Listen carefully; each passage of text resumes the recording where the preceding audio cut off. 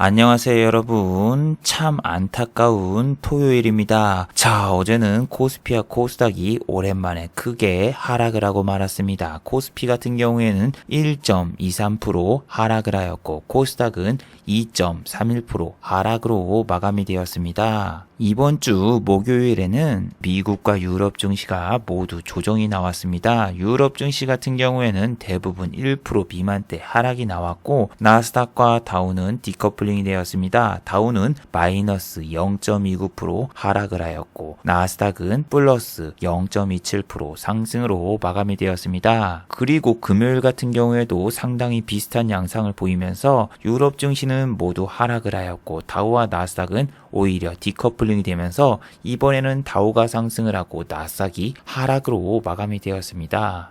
자, 오늘은 8월 14일 한국의 2분기 실적 발표가 다 끝났습니다. 자, 과연 실적 발표가 끝나고 한국 증시는 다음 주 어떤 모습을 보여줄까요? 외국인과 기관이 금요일 날 같은 경우에는 대량 매도가 나오면서 한국의 코스피와 코스닥을 오랜만에 1% 이상 하락으로 만들었는데 다음 주 한국 증시 또 외국인과 기관의 동반양 매도에 하락하는 모습을 보여줄까요? 아니면은 오히려 다음 주부터서 한국 증시 또 상승 랠리가 펼쳐질까요? 오늘 이 시간에 한번 알아보도록 하죠. 자, 그럼 먼저 해외 시황과 국내 시황 그리고 이번 주 특징주를 한번 살펴보도록 하겠습니다. 자, 그럼 먼저 해외 시황입니다.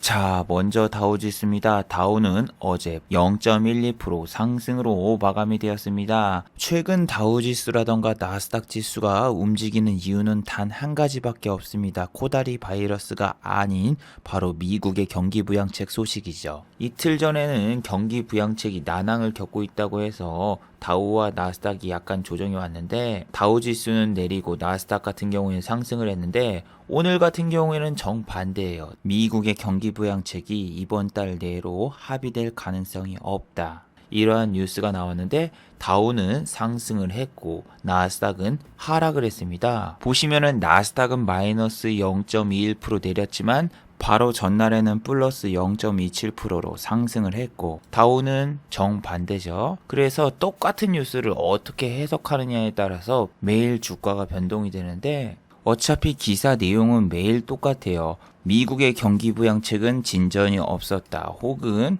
대통령 권한으로 강제로 진행을 시키겠다. 뭐 이런 이야기가 계속 나오고 있지만 일단은 이번 달 말까지 미국의 경기 부양책은 합의가 안 될 가능성이 높다라는 거는 팩트죠. 그리고 또 어제는 좋은 뉴스가 하나 있었죠. 미국의 소매 판매 지수가 공개가 되었는데 코다리19 바이러스 이전 수준까지 회복을 해서 사상 최대치를 기록했대요. 그래서 원래대로라면은 미국 증시가 크게 상승을 하거나 혹은 나스닥도 상승으로 마무리가 돼야 되는데 그런데 저런 뉴스가 나온다고 해도 나스닥은 거품이 많이 끼고 너무나 많이 오른 상황이기 때문에 저런 뉴스가 나온다고 해도 시장에서 큰 반응을 보이기보다는 오히려 차익 실현 매물이 쏟아져 나오고 있죠. 지금 나스닥은 애플의 액면 분할이라던가 테슬라의 액면 분할 등 특별한 이슈가 없지 않은 이상은 그렇게 크게 움직이고 있지 않습니다. 8월 12일도 테슬라가 액면 분할을 해서 테슬라가 주가가 급등을 했고 나스닥의 지수는 2.13%가 올랐지만 바로 전날까지만 해도 나스닥은 3일 연속으로 조정 중에 있었습니다. 그래서 현재는 특별한 모멘텀이 없는 한 나스닥은 좀 더 조정을 받을 가능성이 상당히 큰 편이죠. 자, 그리고 환율을 한번 살펴보시면은 1187원, 어제보다 2원 정도 상승으로 마감이 되었습니다. 유가는 42달러로 전날과 전혀 변동이 없었고 아시아 증시를 살펴보시면은 니케이라던가 상하이 종합지수는 상승한 반면 한국의 코스피는 하락으로 마무리가 되었죠. 그런데 이런 분도 있어요. 아, 한국만 내렸구나. 아닙니다. 반대죠. 전날 한국만 상승을 했고 니케이라던가 상하이 종합지수는 그렇게 크게 상승을 안 했었어요. 자, 보시면은 상하이 종합지수는 3일 동안 음봉이 나왔죠. 상승폭도 거의 없습니다. 이렇게 조정을 주고 있었어요. 그런데 한국의 코스피는 어떻죠? 한국의 코스피는 일주일 동안 단 하루도 빠짐없이 상승 중이었습니다. 그리고 여기 음봉이 나왔지만 이날 역시 마이너스 0.82까지 내렸다가 플러스로 전환하면서 한국 증시가 상당히 강한 모습을 보여줬는데, 우리는 연일 코스피가 신고가를 갱신하고 있는 반면 상하이 종합지수는 지난 고점을 아직까지 뚫고 있지 못하고 있죠. 이 고점에서 수많은 뉴스들이 있었죠. 한국 투자자분들 중화권 주식을 매수하거나 ETF 상품을 구입하고 있다. 그리고 ETF 상품을 사면 대박난다. 보시면 날짜가 7월 14일이죠. 중화권으로 달려간 동학개미운동 100억 넘게 한국의 주식 투자자분들이 주식을 매수하고 ETF 상품에 가입했다. 날짜를 보시면 아시다시피 지수가 저때가 가장 고점이었고 그 뒤로 한 번도 상승한 적이 없어요. 그래서 저 기사를 보고 ETF 상품을 매수하신 분들은 지금 어마어마한 손실을 겪고 있을 것입니다. 그래서 여러분들이 저런 뉴스에 너무 휘둘리시면 안 됩니다. 예를 들면은 제가 이틀 전에 올린 영상이죠. 삼성전자 지분 매각설, 코스피의 지각 변동이 찾아올까?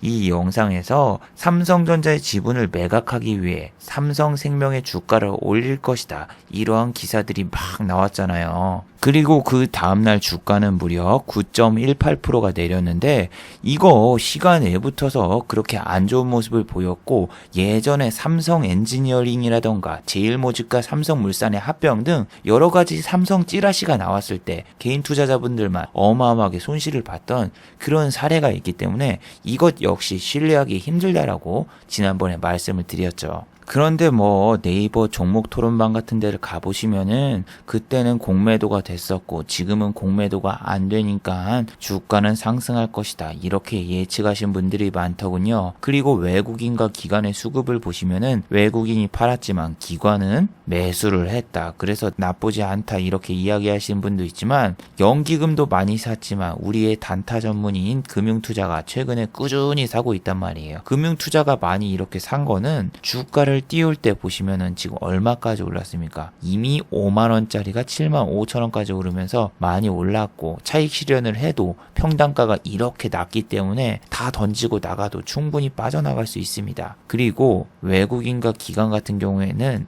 주식 대여도 가능하기 때문에 얘네가 주식을 얘네한테 대여해주고, 그리고 공매도가 됐을 때는 대차 거래도 하고 그랬는데 지금 수급을 믿을 필요 없다, 매번 말씀드리죠. 자, 그럼 이걸 한번 볼까요? 수젠텍을 보세요. 최근에 주가가 30% 이상 내린 수젠텍 같은 경우에는 외국인과 기관의 평단가를 보세요. 5만원대하고 4만원대 집중적으로 매수를 했기 때문에 외국인은 평단이 높으니까 이 주가를 올릴 것이다. 종목 토론방이나 이런 데서는 이렇게 얘기를 하죠. 물론 여기서 한번 나갔습니다. 55,000원에서 한번 팔고 나갔고 여기서 다시 매집을 했는데 2만 주 정도밖에 안 돼서 그렇게 금액으로 따져봤자 크지도 않아요. 하지만 8월 12일 날 다 던지고 나갔죠. 자, 그런데 8월 12일 날 보세요. 시가가 마이너스 2%, 종가는 마이너스 13%예요. 만약에 외국인과 기관 중에서 외국인이 저 2만 주 때문에 주가를 띄우려고 했으면은 한 이 정도까지 시가 갭을 띄운 다음에 던져야지 얘네 입장에서는 수익으로 나갈 수 있었을 거 아니에요. 하지만 그런 거 상관없습니다. 이런 데서 잠깐 10% 손실을 본다고 해도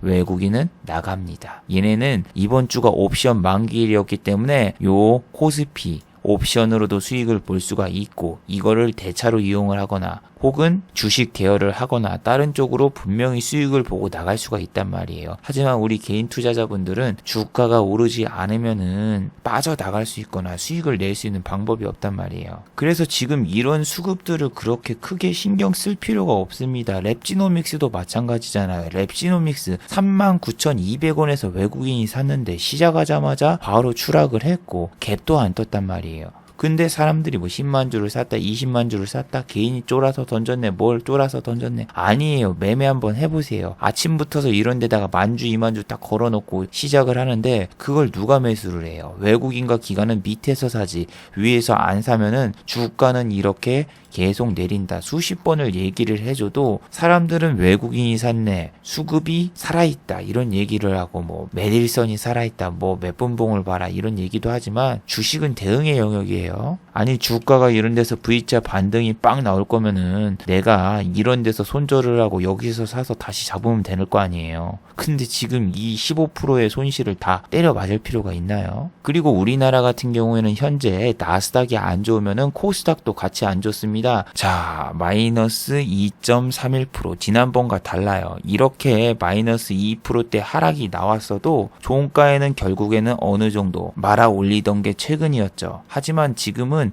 마이너스 2%가 내려갈 경우에는 종가까지 밀어버려요. 종가까지. 그리고 코스닥 같은 경우에는 진단키트 관련주가 있기 때문에 진단키트 3인방이 내리면은 코스닥의 주가는 하락할 수밖에 없다. 수십 번을 얘기를 했죠. 자, 그래서 CGN 같은 경우에는 보시면은 시가총액 2위죠. 코스닥에서 시가총액이 1위가 셀트리온이고 2위가 CGN이에요. 주식을 막 시작하신 분들은 예상 수익만 보고도 싱글벙글 하면서 계좌를 볼 때마다 좋아하시더군요. 저한테 계좌를 보여주시는 분들도 오프라인에서 보시면은 실현 손익이 아니라 현재 지금 날짜 기준으로 한 예상 수익이라서 그걸 보고 얼마까지 더 들고 갈 거다, 더 들고 갈 것이다 이렇게 계속 이야기를 하는데 이분들은 모르시는 게 첫 번째는 예상 수익은 본인 현재 지금 수익이 아니며 그분들은 빨간색만 보더군요. 예를 들면은 자기 통장에 마이너스가 3개가 있어. 근데 플러스가 하나 있는데 이 플러스 하나를 보지 마이너스 3개는 생각을 안 합니다.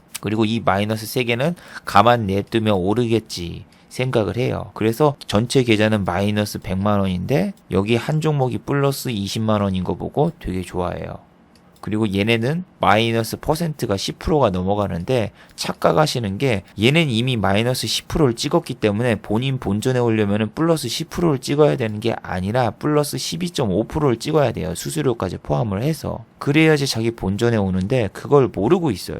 그리고 마이너스 18%가 넘어가면 플러스 22% 정도 올라야 되고 내가 만약에 마이너스 50%가 찍혔으면 내 본전에 오려면 100%가 올라야 된다는 사실 자체를 모르더군요. 자, 그래서 보시면은 현재 코스닥의 시가총액 2위는 CGN인데 CGN이 어제 19%대 급락이 나왔습니다. 자, CGN이 지금 이렇게 외국인의 수급이 들어와서 다음 주에 갭 상승으로 시작을 할까요? 아니요. 갭 하락으로 시작할 가능성이 상당히 높습니다. 왜냐하면은 시간의 단일가부터서 먼저 3.21%가 빠졌고 실적이 발표가 됐는데 8월 14일 날 실적이 나왔죠. 8월 14일 날 실적이 발표됐는데 예상치보다 그렇게 좋지가 않네요. 자, 수젠텍도 마찬가지로 사상 최대 실적 이렇게 이야기를 하지만 미리 선반영된 것도 있고 CGN이 지난번에 상승한 이유는 MSCI 지수 편입에 이번에 들어갈 것이다라는 그런 기대감 때문에 오른 것도 있는데 저는 제 지인분들 중에서 CGN을 들고 있는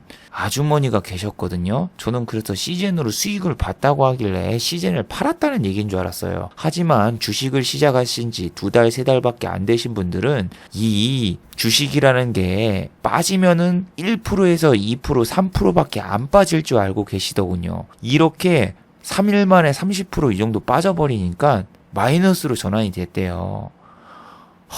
정말 허무하대요. 허무해. 아니 나는 지난번에 수익이래요. 현대차라던가 혹은 CGN으로 수익 중이라고 하길래 당연히 이거를 지금 주식을 팔고 이야기를 하시는 거겠지 얘기를 했는데 이런 부분에서 샀는데 지금 마이너스로 돌변해서 이걸 어떻게 해야 될까 저한테 연락이 왔는데 뭘 어떻게 하긴 어떻게 해야 돼요. 본인 소신대로 해야지. 그래서 CGN을 원래 자기가 뭐 한 2천만 원을 투자해서 지금 100만 원 이상 수익이었는데 지금 수수료를 빼면은 마이너스라고 하는데 이런 분들은 주식시장을 너무 얕보고 계신 거죠. 그리고 보시면은 아침에 장이 시작하자마자 최근에는 개인 투자자분들이 무조건 달려듭니다. 아니 장 시작한 지 10분도 안 됐는데 개인 투자자분들은 1000억, 2000억씩 막 씁니다.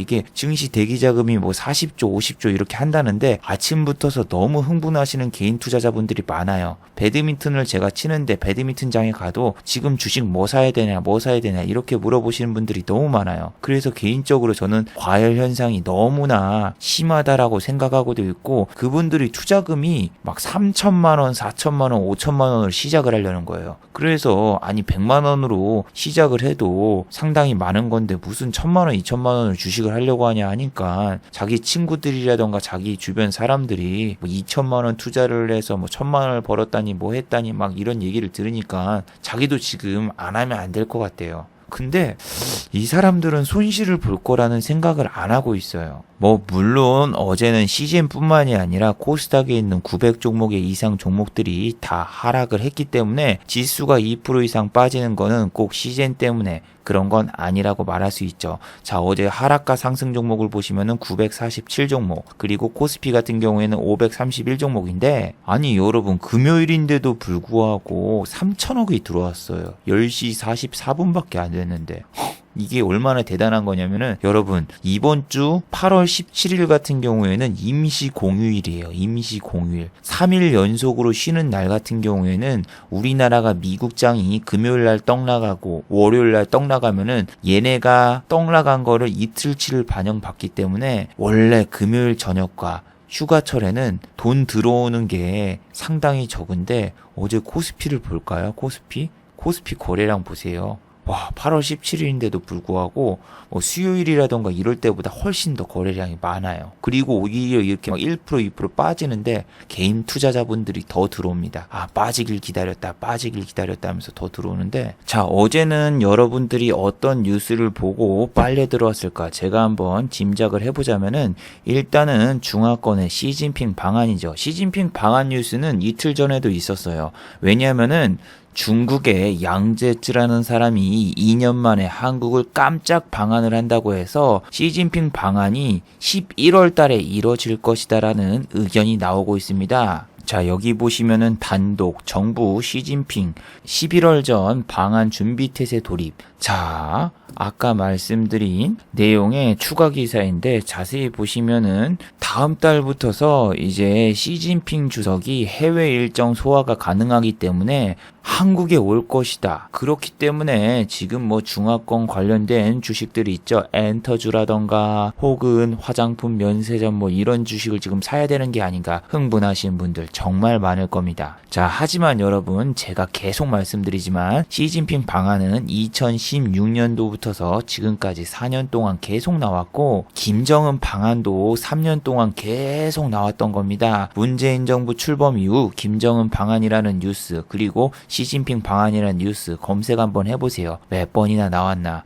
그거에 대한 자세한 소식은 이 영상을 참고해 주시고, 여러분이 생각을 해보세요. 불과 몇 일 전에 중화권에 왕이 씨가 방한을 했죠. 거기다 뭐 리커창 총재도 방한을 하고 여러 가지 사람들이 방한을 했는데, 그 당시에는 뭐라고 했어요? 올 초 1월 달에 방한한다고 뉴스가 나왔었잖아요. 한한령의 드디어 끝. 2019년도 12월. 와, 참. 여러분, 이런 기사에 낚이지 마세요. 그럴싸해 보이잖아요. 리커창 총재 방안, 왕이 방안, 이번에는 양제츠. 여러분, 솔직히 이런 분들 누군지도 모르잖아요. 생전 처음 본 애가 몇 년 만에 방한했대. 야, 이거 사야 되는 거 아니야? 사야 되는 거 아니야? 이런 생각에 엔터주라던가 화장품, 면세점을 사시는 분도 있겠지만, 누누이 말씀드리잖아요. 호텔신라 지금 실적 2분기 연속 적자예요. 2분기 연속 적자. 비행기가 없는데 외국인이 어떻게 와요? 주가는 상식에서 움직입니다. 잠깐 뉴스로 뜰 수 있지만 뉴스로 뜬 주식들은 다시 제자리로 돌아옵니다. 그렇기 때문에 어제는 실적 발표 마감일이었고, 엔터주 실적이 좋을 것이라고 그렇게 이야기를 했지만 전년 대비해서 마이너스 3%, JYP죠. JYP 같은 경우에는 실적 보시면은 영업이익만 전년 대비해서 마이너스 3%고 매출은 더 떨어졌는데, 자, 여기에 있는 외국인 수급을 보세요. 먹튀했죠? 그리고 어제는 무슨 뉴스까지 나온지 보셨나요? 자, 이거 보니까 정말 어이가 없더군요. 박진영 씨의 신곡이 나와서 JYP의 주가가 오를 것이다. 참, 말도 안 되는 소리를 하고 있어요, 지금.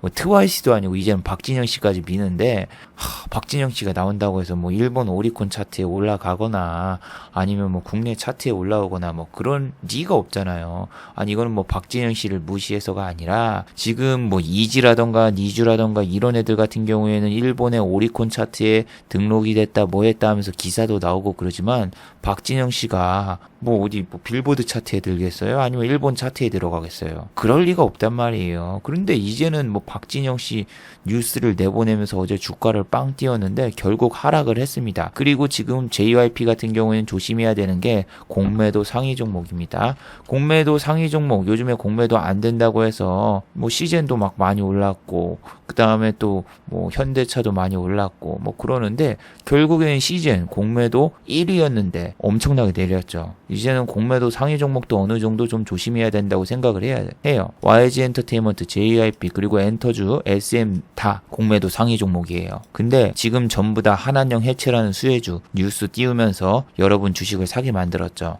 근데 얘네들 언제부터 매집을 했어요? 그동안 한 달 내내 매집을 했단 말이에요. 그리고 이제 여러분에게 기사 뻥 띄우고 고점에서 팔아먹으려는 가능성이 높기 때문에 주의하세요. 얘네가 왜 팔았겠어?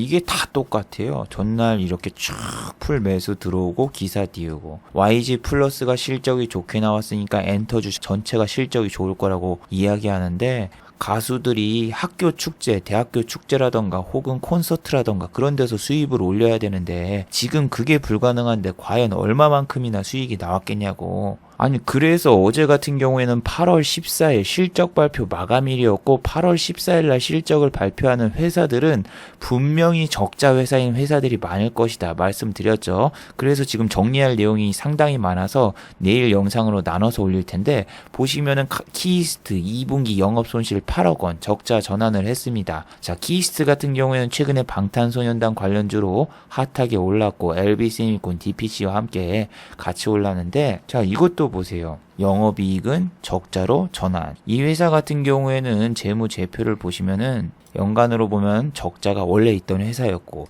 분기별로 보시면은 3월 달까지는 적자를 탈피했어요. 그래서 주가가 10,000원 이상으로 올라왔는데 지금은 다시 적자 전환을 하면은 월요일 날 얼마나 또 많은 매물이 쏟아질까 걱정하시는 분이 있겠지만 미리 선반영을 받았습니다. 8월 14일 11시에 나왔기 때문에 이미 지나간 뉴스예요. 하지만 지금은 우리가 월요일장을 예상하는 게 아니라 화요일장을 예상을 해야 돼요. 화요일장. 이게 지난주 금요일장이 되게 무서웠던 게 이재명 씨 관련주라던가 홍정욱 씨 관련주가 갑자기 빵 하고 올랐잖아요. 이재명 씨가 뭘로 핫하죠? 대선 주자 1위가 됐어요. 이낙연 씨가 아니라 이제 이재명 씨가 대선 주자 1위로 올라왔다. 그 소식에 에이텍이라던가 에이텍 TN 그리고 오리엔트 바이오까지 올라왔는데 오리엔트 바이오는 탈모 치료제인데 왜 갑자기 이재명 씨 관련주로 올라온지 모르겠습니다. 얘는 감자를 한 10번인가? 10번은 솔직히 오바고 한 5번 한 거 알거든요. 적자가 계속되고 있는 이런 회사이기 때문에 동전주까지 내려갔는데 갑자기 지폐주로 등극했네요. 이런 테마주 들어갈 필요가 없습니다.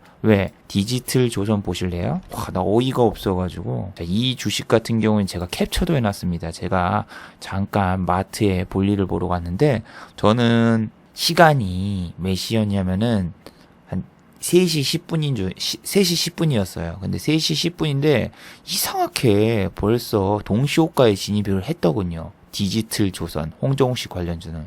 시간을 보시면은 3시 17분이죠. 벌써 동시호가 진입했나? 깜짝 놀랐어요.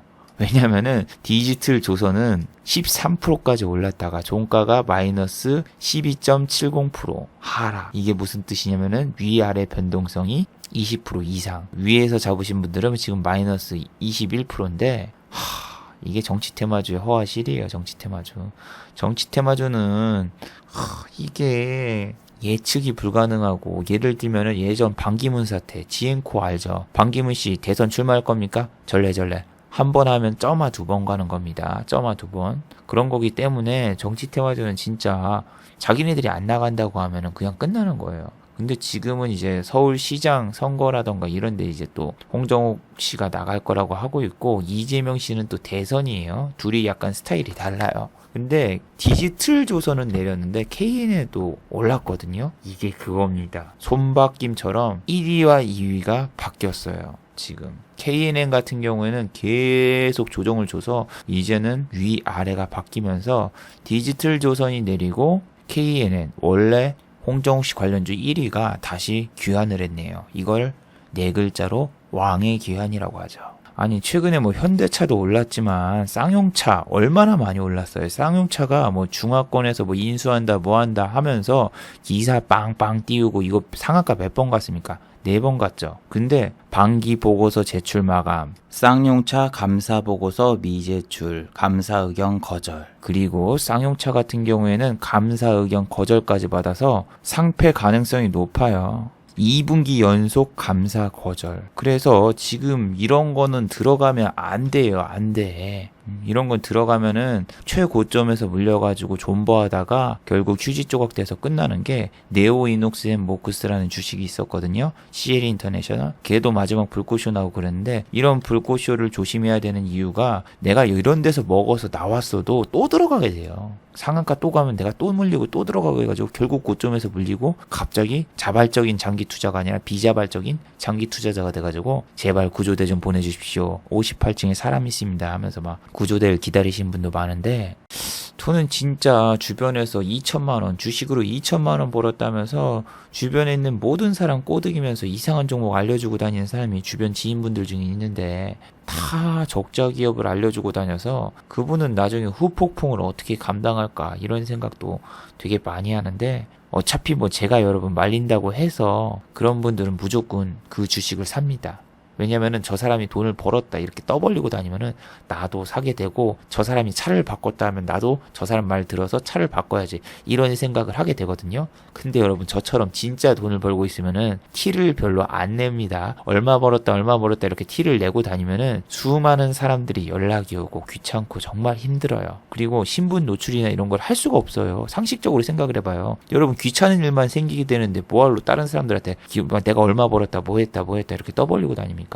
그래서 사람들이 실적이나 그런 걸 하나도 신경 안 쓰는데 최근에 핫했던 정말 뜨거웠던 SK바이오팜도 원래 적자 기업입니다. 원래 적자 기업인데 뭐 코다리 바이러스 치료제 그런 뉴스 나오면서 이야기가 나왔잖아요. 근데 실적이 몇 시에 발표됐습니까? 자, 장 끝난 뒤 26분 뒤에 발표가 됐습니다. 영업손실 578억 원 적자폭 확대. 근데 뭐 새삼스러울 게 없어요. 얘네는 흑자를 낸 적이 단 한 번도 없었기 때문에 SK바이오팜 자체가 상장된 게 참 신기하기도 하지만 우리나라 같은 경우에는 기술 특례법이라는 게 있기 때문에 신라젠 같이 개쓰레기 같은 회사들도 상장이 됐던 것처럼 SK바이오팜도 똑같은 겁니다. 이런 경우에는 코스피 200 등 지수 특례 편입이 기준에 충족이 됐다 하면서 바이오 회사들이 3년 연속 적자, 4년 연속 적자 나도 상장 폐지가 안 되는 경우가 많은데 결국에는 신라젠처럼 굿바이 마이 프렌드 상폐됩니다. 자, 그리고 금요일날 공략해 볼 만한 주식은 알서포트가 있었죠. 알서포트 같은 경우에는 저에게 정말 효자 종목이었습니다. 자, 지난번에 말씀드렸죠. 저 같은 경우에는 인버스와 레버리지를 동시에 들어간다. 그렇기 때문에 레버리지가 잘 나가면은 인버스를 순간적으로 손절을 하고 레버리지를 더 끌고 가서 결국엔 최종적으로 수익을 보는데 인버스를 제가 실수를 했습니다.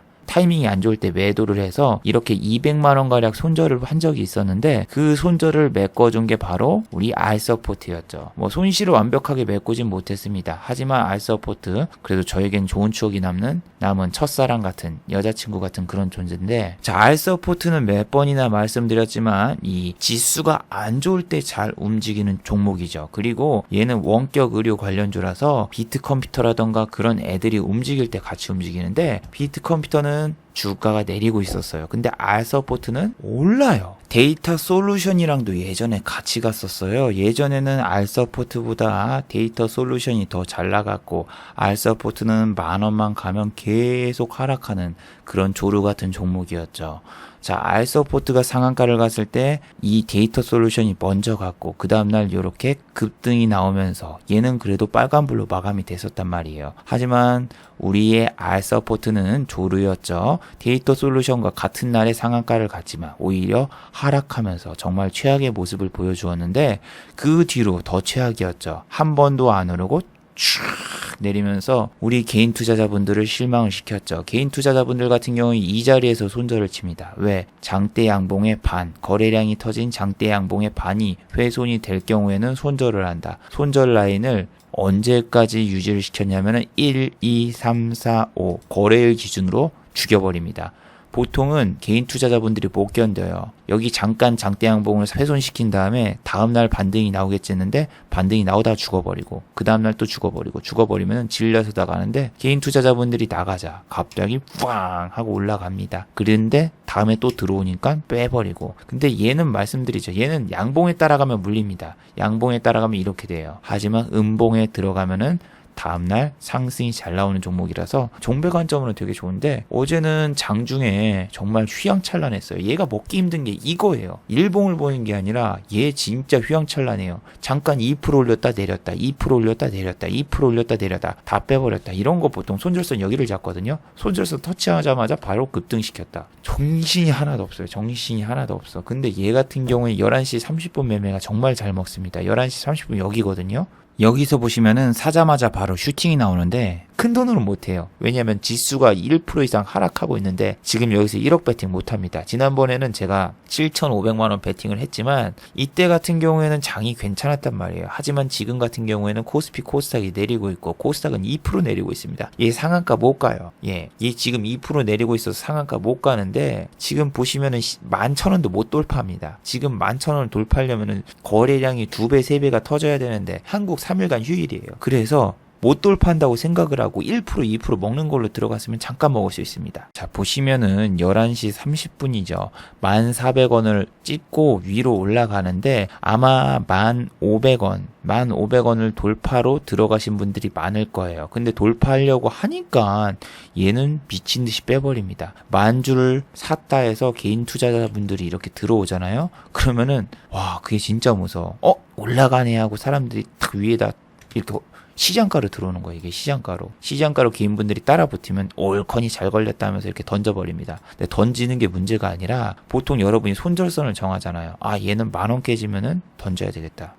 근데 보시면은 1250원 점점 10,000원을 깨지려는 모습을 보여주고 있어서 쉽게 접근하기 힘들어요. 그래서 얘는 분봉으로 봐도 막 빠질 때 들어가야 되고 저는 차트를 안 켜놔요. 장중에는. 그냥 순간적으로 돈이 들어온 걸 보고 하는데 이게 되게 땡겨요. 40,000주 이렇게 또 들으면 아까랑 똑같잖아요. 10,000주 들어왔다가 나갔고 40,000주 들어왔다 그러면은 다들 위에서 살려고 시장가로 들어오지만 저는 알서포트를 밑에서 걸어놓습니다. 왜냐면 아까처럼 변태 같다니까. 1,400원을 찍어도 1,250원까지 내려가는 종목이기 때문에 얘는 1,300원 정도에 걸어놓으면 체결돼요. 알서포트를 매매를 많이 했기 때문에 아는데 자 보세요. 금방이라도 1,500원을 뚫을 것 같던 애가 다시 1,400원이 깨지려고 하고 있어요. 그러면서 1,400원이 깨져버리죠. 1,400원 깨지고 이제 1,350원까지 갔어요. 그런데 앞불싸 자 1,450원이 돌파가 되면서 1,500원을 찍어버립니다. 지금이라도 들어가야 되겠다. 빨리 나도 시장가로 땡겨야지. 이렇게 생각하면은 여러분 안 돼요. 주식은 급해지면 안 돼요. 차분하게 내가 노린 가격은 1,250원이야. 왜? 1,250원에서 여기까지 본다고 치면은 여기는 절대 못 들어. 위에 걸려있는 호가가 10만 주 못 들어요. 이걸로 안 돼. 체결강도 100에다가 이 거래량으로 안 돼. 지난번 거래량이 이만큼 터졌으면 한 이 정도는 터져줘야지 이게 뚫고 올라가는데 오늘은 금요일이라서 못 들어. 그러면은 난 여기에서 최소 이 정도까지만 먹는다. 그러니까 3%에서 5%. 이 위는 내 영역이 아니야. 그러면은 여기서 따라 들어가면은 바로 여기서 나와야 돼요. 여기서 치고 올라가기에는 코스닥 지수가 1%가 아니라 2% 내리고 있던 상황이라서 안 된단 말이에요. 여기서 10시 25분이면 지수가 계속 내리고 있는데 어떻게 들어가요? 그거는 미련한 짓이기 때문에 지수 반등 나온다고 해서 같이 따라 들어가면 여러분도 물려요. 자, 그래서 호가 수정을 하면 안 돼요. 여기서 호가 수정을 안 해놓고 그리고 나는 말을 했잖아요. 11시라던가 11시 반을 보는 거지 지금 10시 반등을 노리는 게 아니에요. 그러니까 이때 걸어놓으라는 거예요. 이때 아까 순간적으로 걸어놓고 기다려보세요. 얘 말했잖아요. 또 던지면서 물량 폭탄이 나와요. 근데 1,500원을 뚫어버리면 사람들이 흥분하는데 금방 다시 매물이 출하된다니까. 1,500원 터치하는 순간 날아갈 것이다 생각을 하고 여기 투자 주체를 보시면은 외국인 기관이 장중에 사고 있는 걸로 나오잖아. 근데 11시 10분 매동 보면 외국인이 먹튀하잖아요. 그리고 동시호가 때 외국인 기관 중에서 외국인은 매도하고 기관은 연기금이 더 샀는데 자, 여기서 보세요. 1,250원 100% 체결됩니다. 100%. 조금만 더 기다렸으면 체결됐어요. 그리고 체결되자마자 바로 올라가. 그리고 14,000원까지 바로 올라가죠. 여기서 여기까지 바로 갔습니다. 1% 이상 수익 바로 났어요. 자, 그리고 이렇게 1,500원 돌파하고 올라갈 때 익절 라인 잡아야 돼요. 슬슬. 여기는 못 가. 여기는 못 가고 금요일이니까 내가 1% 2%라도 제대로 먹으면은 되는 거예요. 이런 데서 나와줘야 돼요. 1,500원 돌파 못한다. 1,450원이라던가 그럴 때 던져주거나 1,500원 이렇게 수급 들어왔을 때 무조건 나가야 돼요. 알서포트는 변태 같은 종목이라서 잠깐 위로 올린 다음에 던집니다. 그렇기 때문에 얘는 안 던지면 어떻게 된다? 잔인하게 죽여버립니다. 보세요. 잠깐 여기서 눌림목 주는 것 같죠? 아니야. 아, 이거 변태 같은 놈. 봐봐요. 이렇게 해서 10,000원 초반대까지 내려가요. 10,000원 초반대.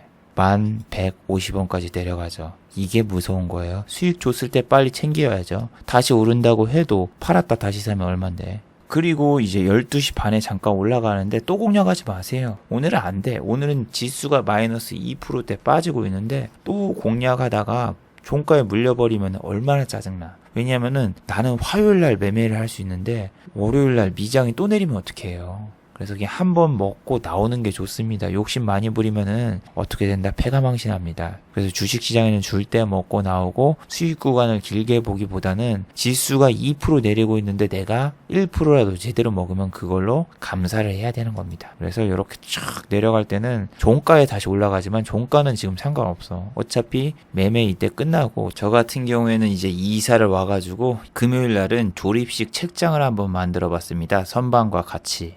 책장을 만들었습니다. 만드는데 되게 시간이 오래 걸렸어요. 2시간 걸렸어요. 왜냐면은 너무 대충 만들다 보니까 상판을 앞뒤를 거꾸로 달았거든요. 그런데 만들고 나니까 너무 힘들어가지고 어제 영상을 못 만들었어요. 제가 이사를 준비하면서 이번 주 한 번도 운동을 못 갔거든요. 하루라도 운동을 좀 해야 되겠다 싶어서 영상을 안 올리고 오늘 또 이렇게 만들었는데 어제는 이제 실적 발표 마감일이라서 지금 수많은 종목들이 실적이 나왔습니다. 오늘은 여기까지 하고 내일 실적 발표된 종목들을 좀 더 살펴보고 그리고 다음 주 투자 매매 전략을 한 번 더 짜보도록 하죠.